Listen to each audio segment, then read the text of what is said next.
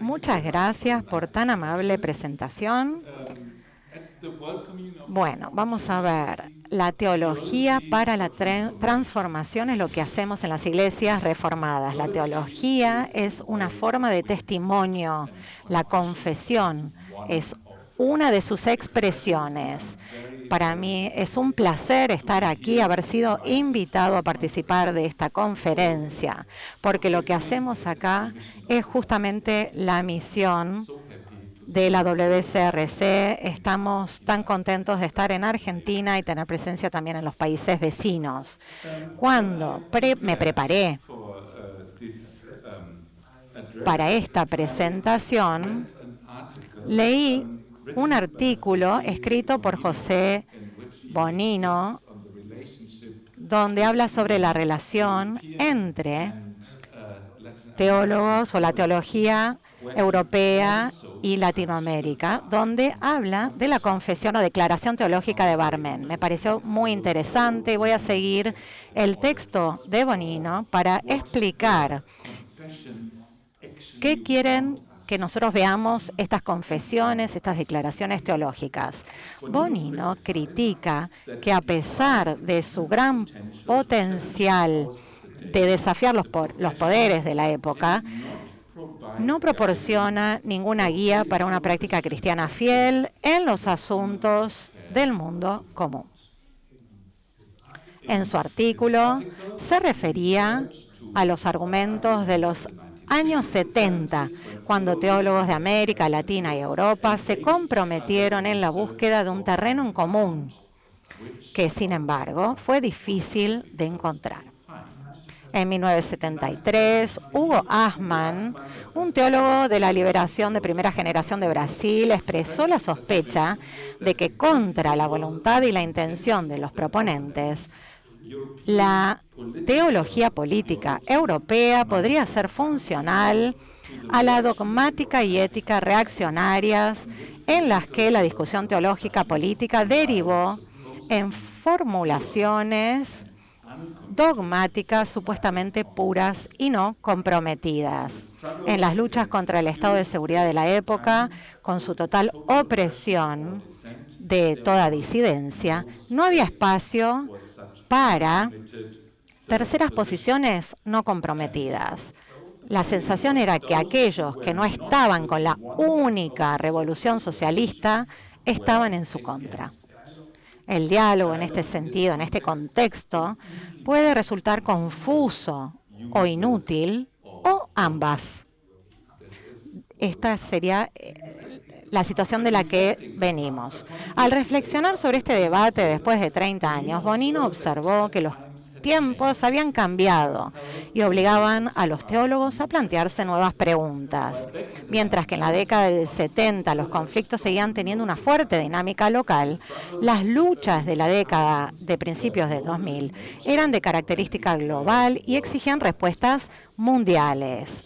Sí, la declaración teológica de Barmen surge de esta situación. Al mismo tiempo, los teólogos tuvieron que reconocer que las opciones implícitas que habían guiado su pensamiento, tales como la confianza en el progreso de los movimientos progresistas, que conducen a las democracias sociales o a los socialismos democráticos, ya no podían darse por sentadas. Esa idea de que si todos hacemos lo correcto, la sociedad va a cambiar para mejor, bueno, creo que ya no podemos decir eso hoy por hoy. Y Bonino ya esto lo advirtió hace 20 años. Para Bonino, esta situación exigía un replanteamiento crítico de las tradiciones. Convocó a teólogos de todas partes del mundo para analizar los nuevos retos y desarrollar nuevas respuestas. Hoy Bonino habría sido uno de los primeros en resaltar el hecho de que en los últimos 20 años los problemas y desafíos se han agravado.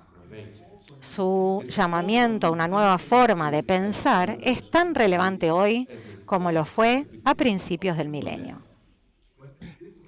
Cuando en este coloquio nos planteamos la cuestión de la relevancia de la tradición confesante de la Iglesia, tenemos que reconocer el análisis de Bonino. Tenemos que examinar la capacidad de nuestras tradiciones confesantes para comprender la naturaleza política y social del orden económico, discutir su lenguaje cuasi religioso y su legitimación teológica. Para este importante ejercicio, es importante explorar las confesiones que han guiado el discernimiento de generaciones anteriores sobre la acción de Dios en este mundo. Siguiendo la dirección del desafío de Bonino, este artículo analiza la declaración teológica de Barmen, las confesiones de Belar y Acra, y analiza cómo estos documentos pueden servir de guía en nuestra lectura de los signos de los tiempos. En primer lugar, voy a explorar las lentes de estas tres confesiones o declaraciones que nos incitan a ver el discernimiento, sí que está en el título de esta conferencia. Luego, voy a ahondar en lo que es el testimonio, o sea, aquello a lo que nos convocan a hacer. Al final de la discusión, aplicaré el resultado a algunas encrucijadas actuales. Confesión y discernimiento es el primer paso, que nos incitan a ver las lentes de las confesiones de Barmen, Belhar y Acra.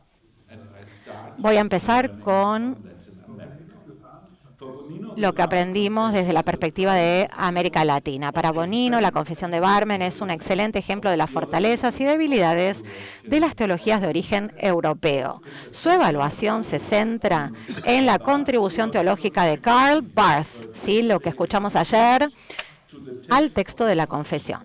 Bonino, por un lado, aprecia la visión de Barth de una distancia cualitativa total entre la palabra de Dios y todas las creaciones humanas, incluida la teología.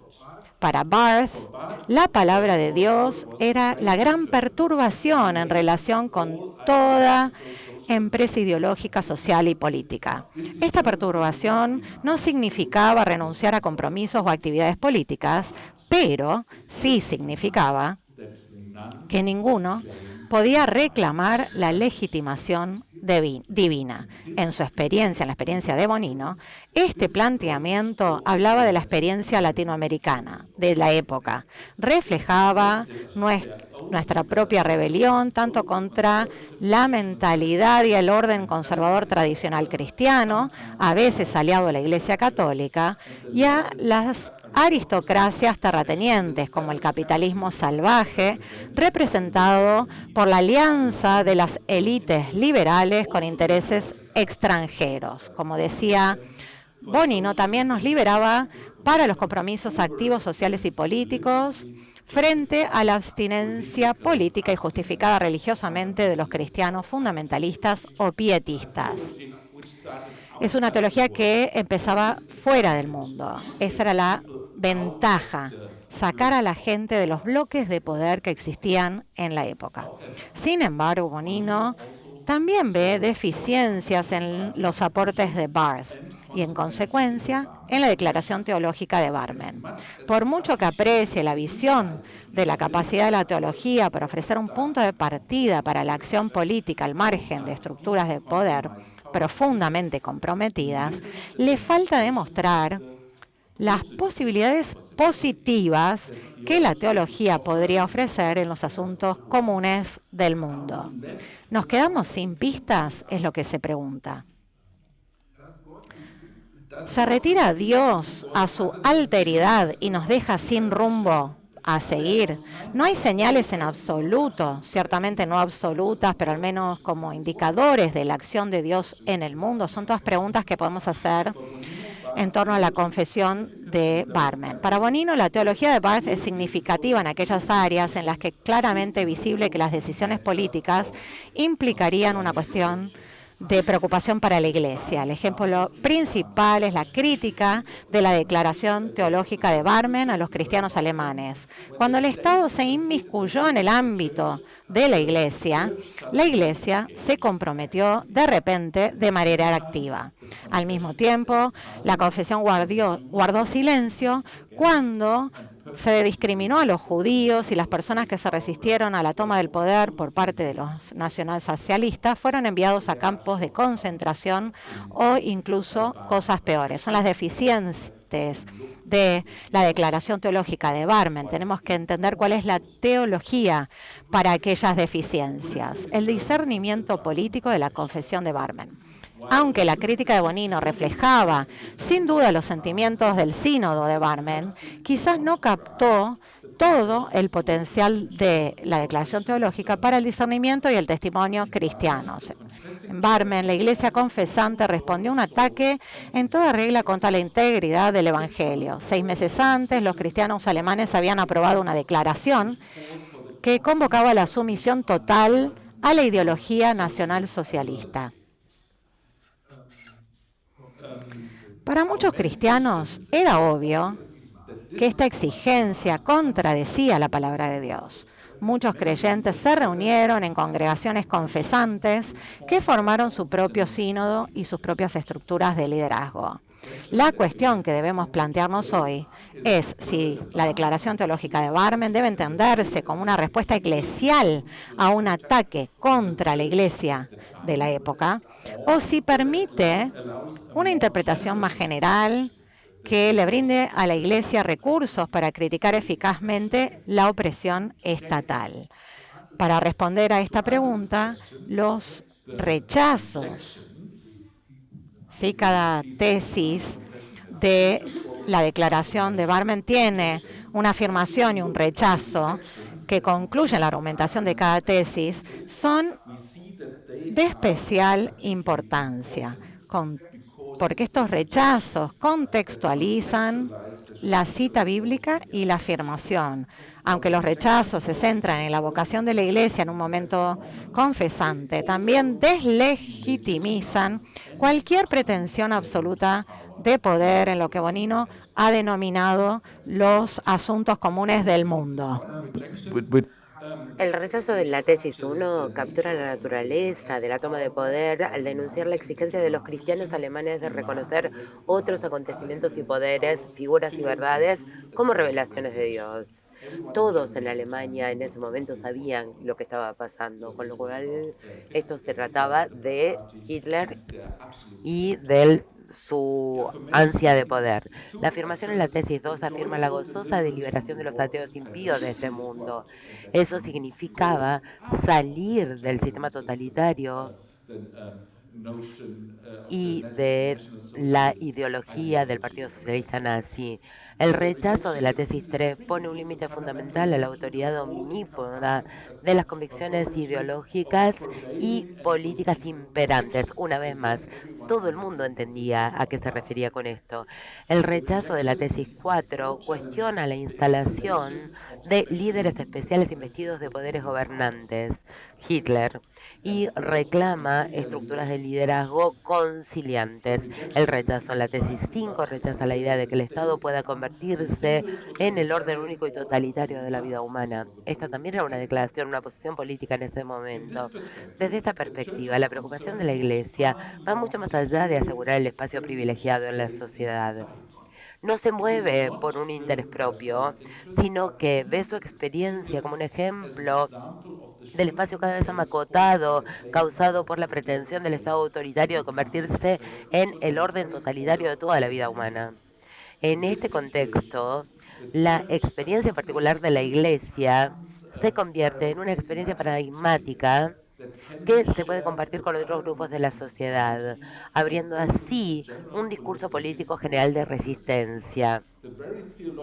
El lenguaje teológico mismo de la Iglesia se abre a cuestiones sociales y políticas muy importantes de la época y es un vínculo sumamente fuerte entre lo que decía la Iglesia y el diálogo que le permitía entablar de alguna manera, incluso en algunas alianzas con otros grupos de la sociedad. El contenido de los rechazos indica claramente que la confesión o la declaración de Barmen no busca acotar el discernimiento a lo eclesiástico. Explícitamente plantea un discurso que retoma lo esencial, lo más importante de la época y llama a la resistencia. La gran perturbación de la palabra de Dios de la que hablaba no se deja combinar en o acotar a un espacio eclesiástico, sino que transgrede los límites de la Iglesia. La metodología de la confesión, declaración, la escritura, afirmación, rechazo, permite a la Iglesia explorar el potencial del Evangelio para poder interpretar los signos de la época y responder a través de actos de testimonio. Y ahora vamos a analizar los instrumentos teológicos para poder el discernimiento, para discernir las señales de la época. Y vamos a comenzar con la capacidad o el poder del primer mandamiento para poder denunciar este poder totalitario. A tal fin, la declaración de Barmen invoca el primer mandamiento como instrumento de discernimiento teológico. El primer mandamiento: no tendrás otros dioses, yo soy el único Dios, crea una apertura en todos los espacios sociales que no puede ni debe ser llenada por ideologías ni pervertida por el poder.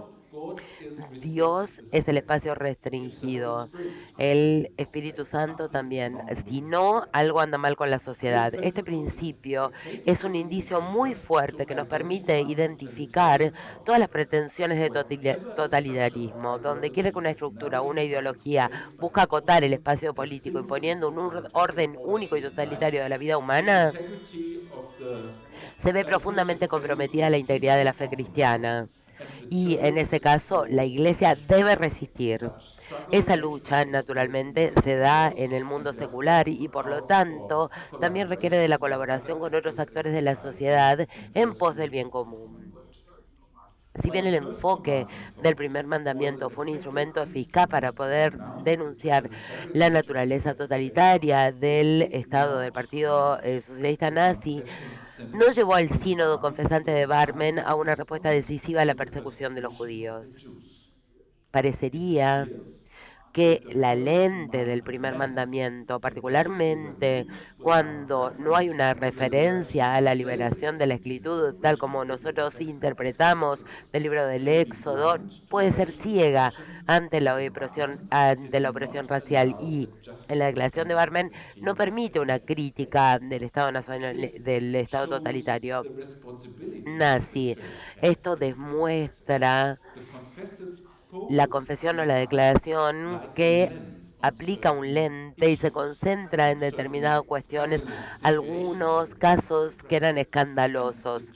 Y la Iglesia también puede equivocar la perspectiva, puede apuntar el lente en un rumbo incorrecto, en este caso incompleto. Esto es algo que siempre debemos tomar en consideración cuando estamos pensando en redactar una declaración o una confesión. Luego, yo analizo la doctrina de la justificación como instrumento para poder denunciar el racismo. ¿Por qué? Porque este fue un instrumento que en Barmen ya estaba disponible y habría permitido una crítica mucho más clara o mucho más aguda del sistema nazi.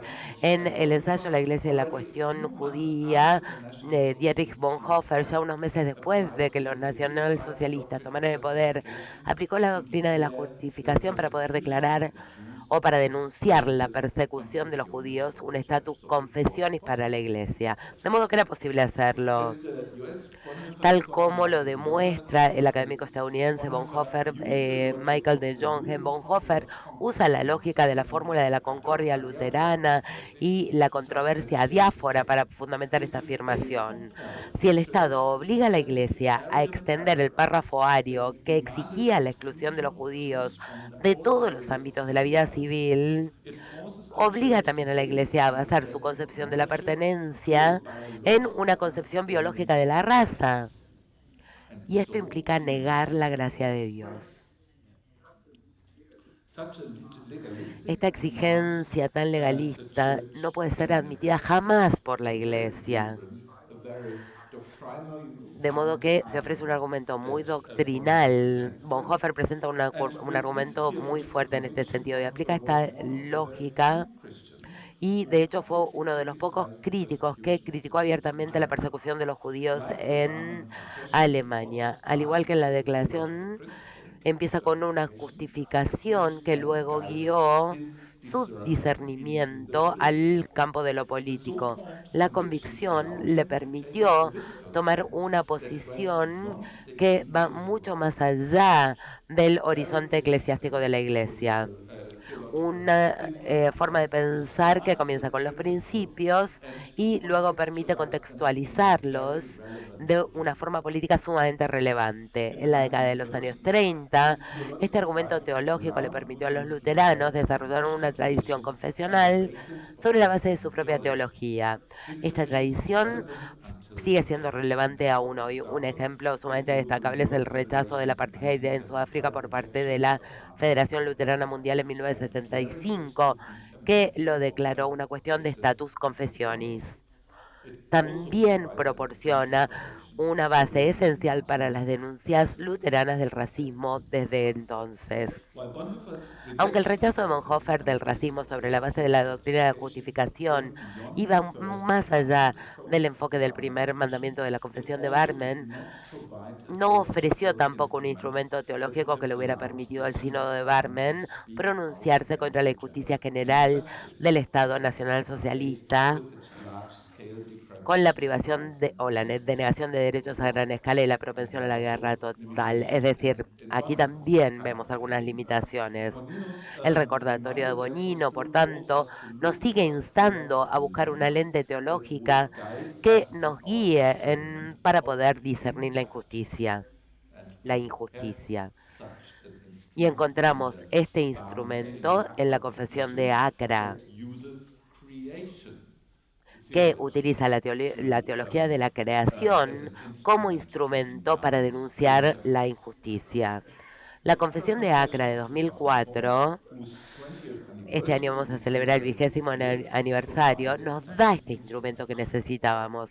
Acra sigue a Juan Calvino, que en un hilo sacramental que a menudo es pasado por alto, reconoce a Dios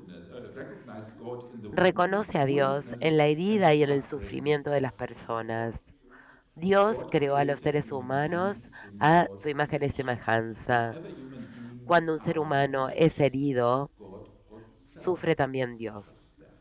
Esta teología deconstruye cualquier noción de espacio confinado de la Iglesia y lo ubica a Dios en medio de los asuntos comunes del mundo. La Confesión de Acra usa esta teología como lente para leer los signos de los tiempos. Y me remito al párrafo número 5, que hoy nosotros ya lo citamos. Hemos oído que la creación sigue gimiendo, esclavizada, esperando su liberación. Nos sentimos interpelados por los gritos de las personas que sufren y por las heridas de la propia creación. Vemos una convergencia dramática entre el sufrimiento de la gente y el daño causado al resto de la creación.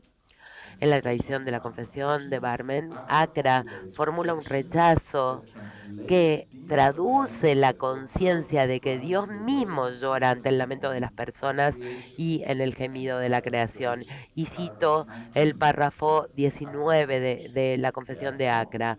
Por lo tanto, rechazamos el actual orden económico mundial impuesto por el capitalismo neoliberal global y cualquier otro sistema económico, incluidas las economías planificadas absolutas que desafían la alianza de Dios al excluir a los pobres, los vulnerables y a toda la creación de la plenitud de la vida. Rechazamos cualquier pretensión de imperio económico, político y militar que subvierta la soberanía de Dios sobre la vida y actúe en contra del justo gobierno de Dios. Esto ya lo habíamos escuchado hoy. En esta interpretación de la presencia de Dios, la línea divisoria entre la Iglesia y el mundo se vuelve completamente porosa. dónde termina el mundo y empieza la iglesia, dónde termina la iglesia y empieza el mundo. Dios está presente allí donde las personas y la creación sufren. Ver las heridas de la gente y el gemido de la creación crean un momento confesional. Cuando permitimos que nuestro discernimiento sea impulsado por el Evangelio, los asuntos comunes del mundo ya no se pueden considerar asuntos respecto de los cuales se puede disentir. Guiados por las confesiones de Barmen y Acra, empezamos a entender de que vivimos en un mundo escandaloso, tal como dice en el párrafo 7 la declaración de Barmen, y escuchamos esto como lo expresa la segunda tesis de la Confesión de Barmen, como la expresión del derecho de Dios sobre toda nuestra vida. Confesión y testimonio. Si vemos los lentes de las confesiones de Barmen, Belhar y Acra, ¿qué nos llaman? ¿Qué nos instan a hacer? Las confesiones invocan la autoridad de Dios en medio de una situación histórica señalada. Esto plantea la cuestión de cómo Dios y la historia se entrelazan en un momento de confesión. Una vez más, Bonino se plantea la cuestión en términos muy concisos. Se pregunta, ¿el poder de Dios sobre la muerte? Su lucha contra los círculos viciosos de la muerte, tanto en la vida como en la experiencia humanas, ¿se lleva desde afuera o desde dentro de la historia misma? ¿Es una métrica que baja del cielo o somos nosotros los que hacemos algo? ¿Cómo se entrelazan Dios y la historia en un momento confesional? Las afirmaciones de la declaración de Barmen abordan esta pregunta y dan una respuesta muy matizada que reconoce la agencia divina y humana al mismo tiempo. En el momento de la confesión, es el testimonio de la Iglesia el que convierte la palabra de Dios en una realidad histórica. La Iglesia actúa como interfase entre la parte externa y la parte interna de la historia. Los términos clave que describen esta conexión entre la palabra de Dios y la historia son confianza y obediencia en la tesis 1, la poderosa expresión del derecho de Dios, tesis 2, es únicamente de su propiedad, tesis 3, ministerio, tesis 4, el llamado a rememorar, la responsabilidad, tesis 5, y el mandato en la tesis 6. Vemos un vínculo fuerte entre lo que Dios nos convoca a hacer y lo que hace la Iglesia. Hay un vínculo muy fuerte. En la urgencia del momento confesante, la Iglesia se convierte en la palabra viva de Dios y hace de ese Dios lejano una realidad histórica tangible. Creo que queda muy claro de quién es la responsabilidad, ¿sí? Recurrir a la palabra de Dios en el momento de la confesión. Y en la historia, la Iglesia se ha equivocado muchísimo en este ejercicio, en hacer esto.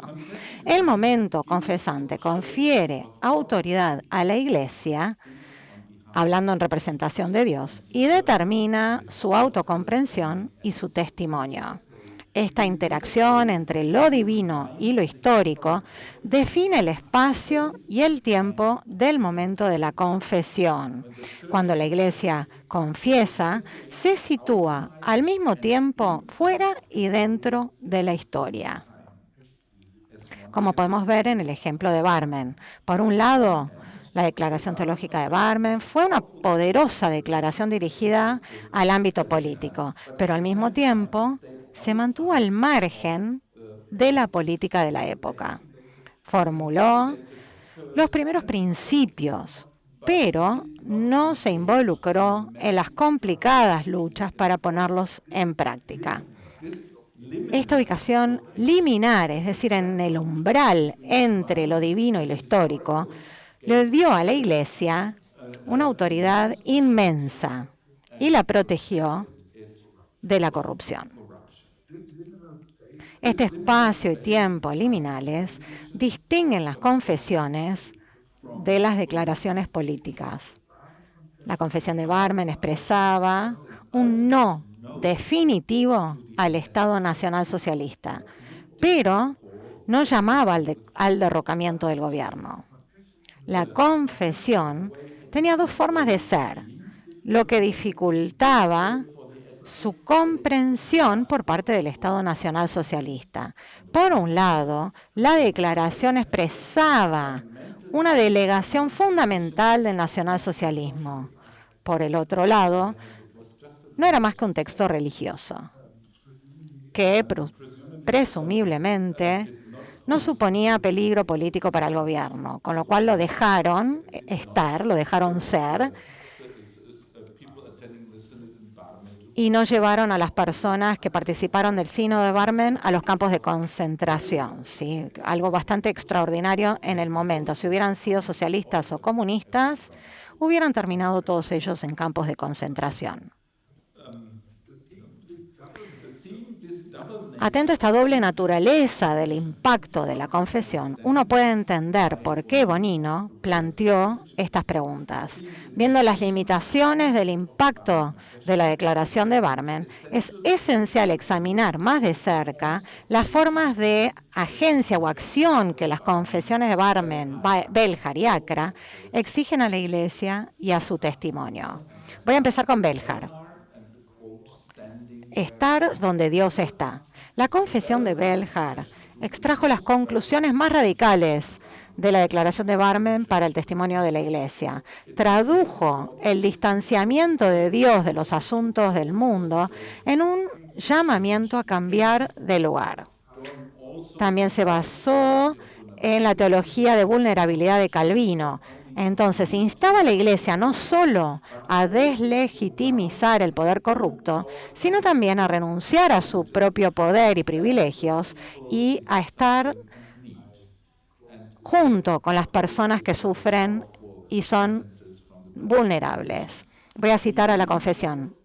Creemos que en un mundo lleno de injusticias y enemistad, Dios es, de un modo especial, el Dios de los indigentes, los pobres y los agraviados. Por lo tanto, la Iglesia debe estar al lado de la gente en cualquier forma de sufrimiento y necesidad. La gente pertenece a Dios. La Iglesia que pertenece a Dios debe estar donde está Dios, es decir, en contra de la injusticia y junto a los agraviados.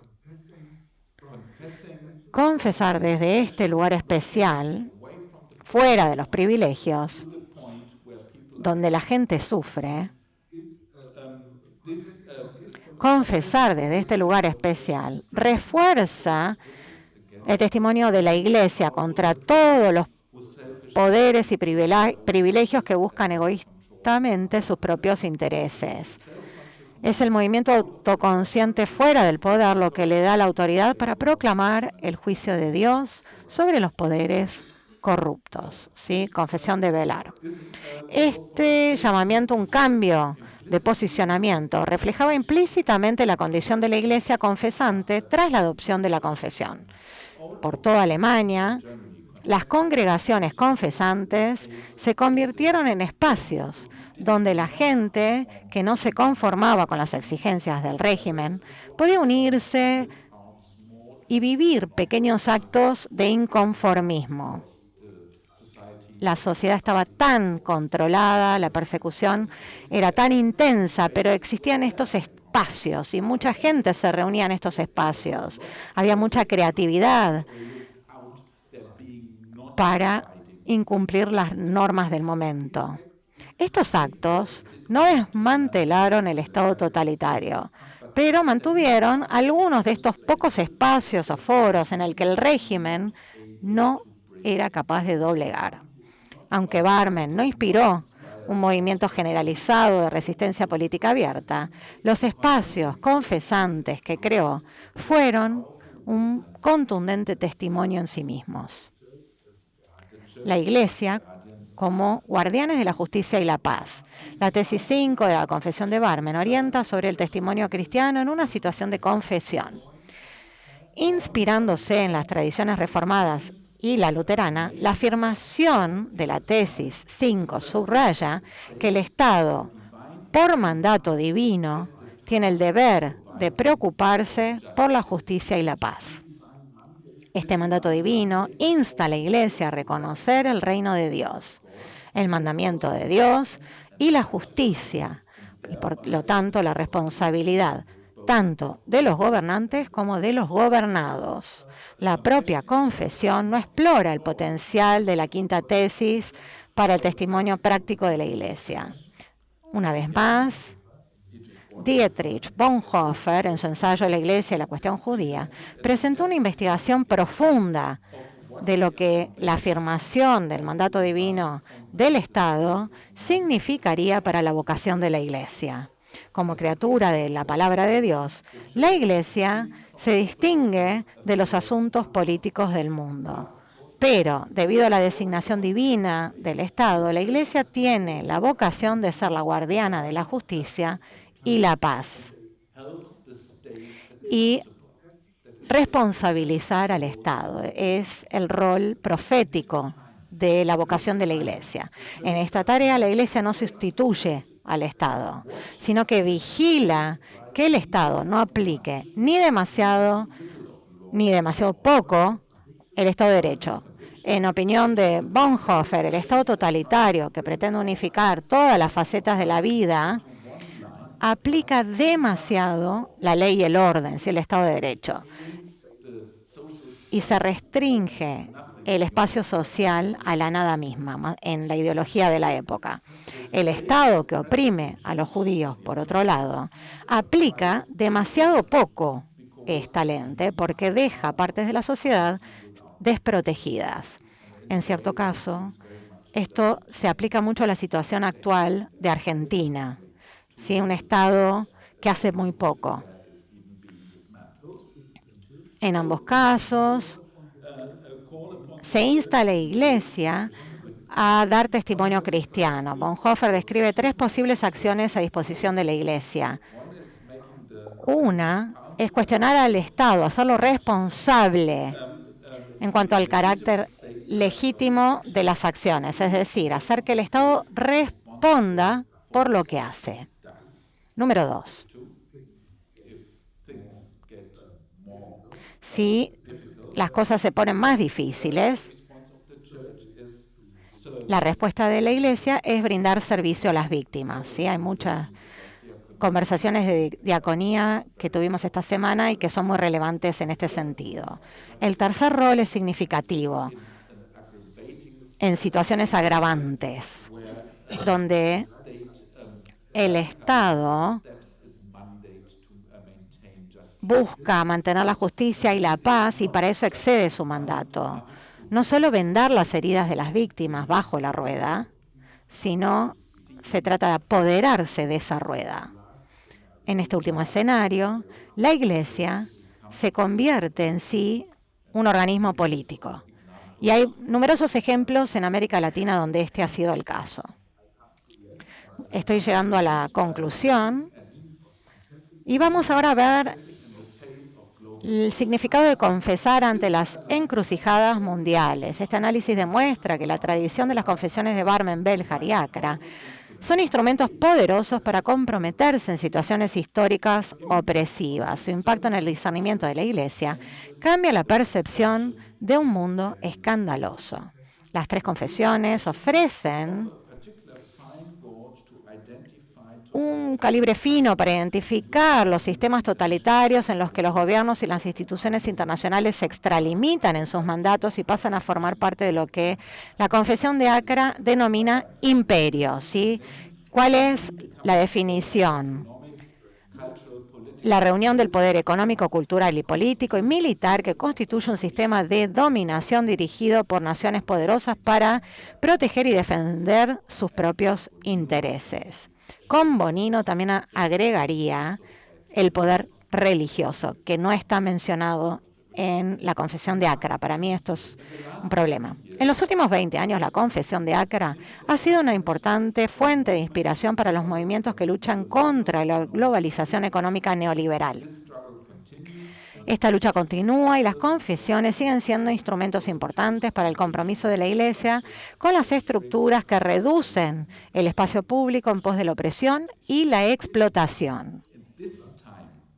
Sin embargo, En este tiempo se han producido otros acontecimientos que afectan a la percepción de las confesiones. En los 19 años después de Barmen, las confesiones tienen sobre todo proyectos progresistas que se enfrentan a los poderes opresores. En los últimos años, sin embargo, grupos de derecha han capturado la tradición de la iglesia confesante y han utilizado esta tradición para las confesiones para legitimizar agendas libertarias que pretenden desmantelar el Estado y destruir todas las estructuras de distribución de la riqueza para mantener un equilibrio social dentro de las naciones y entre ellas también.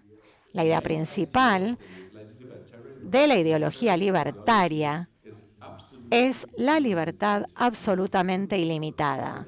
Mientras que los neoliberales quieren someter todos los ámbitos de la vida al mercado, los libertarios de hoy salen a destruir cualquier forma de organización social o política que pueda obstaculizar sus pretensiones de riqueza y poder. El debate sobre la libertad religiosa tiene un rol muy importante. La libertad religiosa se utiliza para disminuir o menoscabar otros derechos humanos. ¿Sí? En la Comisión estamos pensando de esto, son cuestiones muy serias. Vemos el peligro, ¿sí?, de la cristiandad política del día de hoy. En la búsqueda de estas reivindicaciones, la tradición de la Iglesia confesante y en particular el legado de Dietrich Bonhoeffer se están utilizando para deslegitimizar cualquier forma de estructura estatal. Personas como Eric Metaxas en Estados Unidos se refieren a Bonhoeffer cuando llaman a la resistencia armada contra el gobierno de Estados Unidos. A los ojos de estos libertarios cristianos, los globalistas, las fuerzas impías del zeitgeist liberal y un Estado profundo han atacado la soberanía y la libertad de Estados Unidos. Al igual que Bonhoeffer, las iglesias estadounidenses tienen que elegir entre huir a la religiosidad apolítica o tomar las armas en la lucha contra el mal. Entiendo que en Argentina también tienen una buena parte de cristianos libertarios. En esta situación tan compleja, cualquier confesión se percibe rápidamente como un arma en las guerras culturales. Una ideología contra otra ideología. Esta politización afecta la integridad del acto de confesar y pone un gran signo de interrogación tras cualquier forma de testimonio político de la Iglesia. Políticos están siguiendo su propia agenda, no es mío, entonces puedo luchar contra eso y se agrava la tensión dentro de la sociedad. En calidad de iglesias, ¿cómo podemos responder a este desafío? Y ahora voy a probar con algo nuevo, así que ténganme un poquito de paciencia si no están completamente de acuerdo. Yo creo que la naturaleza aparentemente apolítica de la declaración de Barmen nos puede ayudar en este sentido. La teología en la que se funda la declaración de Barmen distingue estrictamente entre confesión y dar testimonio de otra forma. Al confesar, la Iglesia reivindica la autoridad divina al enunciar los primeros principios sin comprometerse en un proceso político. La integridad de la confesión se demuestra en que la propia Iglesia vive lo que proclama y cambia la posición desde la cual da testimonio, se para junto a los agraviados y contra la injusticia. En la confrontación con el libertarismo radical, confesar hoy no se puede limitar a deslegitimar lo que Bonhoeffer llamaba demasiado Estado de Derecho, sino que incorporaría una fuerte llamada a que demasiado poco Estado de Derecho, demasiado poca ley y orden contradicen también el mandamiento de Dios. Creo que esta vertiente de la tradición confesante se ha pasado por alto y debería enfatizarse mucho más en la situación actual. El testimonio difiere de la confesión porque es una forma de compromiso político en la que la Iglesia intenta participar en la toma de decisiones políticas para poder traducir las convicciones de la Iglesia en políticas concretas. El testimonio en este sentido requiere el reconocimiento de los poderes del momento y a menudo conduce a algunos compromisos algunos de ellos problemáticos. Por lo tanto, no se puede confundir con confesar. La confesión, por el contrario, se dirige al mundo desde fuera de la esfera política. Como cristianos confesantes, nos resistimos a la sacralización de los estados y de las instituciones internacionales, pero sí los hacemos responsables en función de los principios de justicia y paz. Estamos viviendo un momento de confesión hoy en esta conferencia. En el movimiento ecuménico hay muchas personas que consideran que sí. Al mismo tiempo, también existe una preocupación de que la tradición confesante se haya visto comprometida porque provoca divisiones en la iglesia. Y de hecho, nosotros en Semir venimos invocando a Acra desde hace mucho tiempo. Y conduce a divisiones y no se adapta a las reglas de la arena política. Eso es lo que dicen algunos de los líderes de la iglesia. Esta vacilación en confesar, sin embargo, priva a la iglesia de uno de los instrumentos teológicos más contundentes para hacer la palabra de Dios una realidad histórica. En épocas tan brutales como la que vivimos hoy, por lo tanto, deberíamos poner todo nuestro empeño en recuperar la tradición confesante.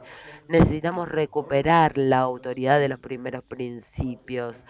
Lo que está sucediendo en esta situación está mal, es escandaloso y la iglesia debe confesar. Necesitamos recuperar esta autoridad de los primeros principios en las controversias de las guerras culturales de nuestra época. And thank you for your attention.